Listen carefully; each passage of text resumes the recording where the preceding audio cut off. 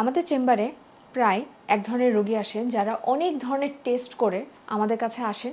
প্রথমে টেস্টগুলি দেখান, সমস্যার কথা জিজ্ঞেস করলে বলা হয় যে তার খাওয়া দাওয়ার প্রবলেম, তার পেট ফুলে থাকে, বারবার বাথরুমে যেতে হয়, মনে হচ্ছে বাথরুম ক্লিয়ার হচ্ছে না, অথবা ডায়রিয়া হচ্ছে বা কোষ্ঠকাঠিন্য হচ্ছে বা অ্যাসিডিটি হচ্ছে, পেট ফেপে ফুলে আছে, কিন্তু সব ধরনের রিপোর্ট নর্মাল। ডাক্তাররা কোনো ধরনের কারণ খুঁজে পাচ্ছে না যেগুলি শারীরিক কারণের কারণে এটা হতে পারে, কিন্তু সেই ধরনের কোনো রিজন নেই। তখন কি করা হয়? আমাদের কাছে রেফার করা হয় মনোরোগ বিশেষজ্ঞদের কাছে। কেন?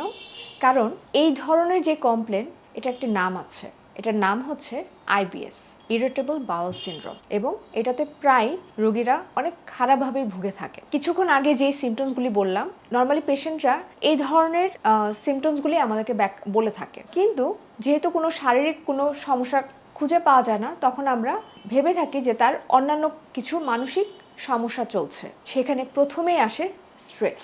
দেখা যাচ্ছে যে সেই ব্যক্তিটি পারিবারিক জীবনে, ওয়ার্ক লাইফে বা রিলেশনশিপে ব্যালেন্স করতে পারছে না, তার অনেক ধরনের প্রবলেম তৈরি হচ্ছে, সে ভুলে যাচ্ছে, মনোযোগ দিতে পারছে না, হতাশা বেড়ে যাচ্ছে, ক্লান্তি অনুভব করছে, এবং এই স্ট্রেসটা সে কাউকে বলতেও পারছে না এবং নিজে সেটা নিতেও পারছে না। এই কারণগুলিতে অনেক সময় আমাদের শরীর বা আমাদের অন্ত্র বা গাট প্রতিক্রিয়া করে।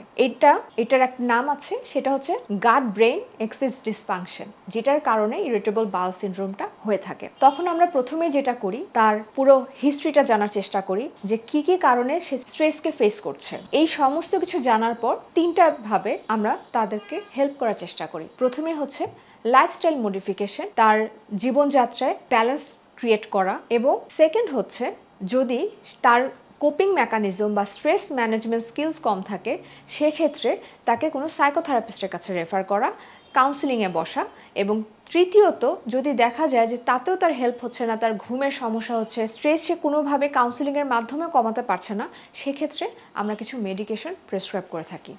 যদি আপনার বা আপনার আশেপাশের মানুষের মধ্যে এই ধরনের উপসর্গ আপনি দেখে থাকেন, তাহলে অবশ্যই আপনি একজন মানসিক স্বাস্থ্য বিষয়ে অভিজ্ঞ কোনো মানুষের সাথে পরামর্শ করবেন। ধন্যবাদ।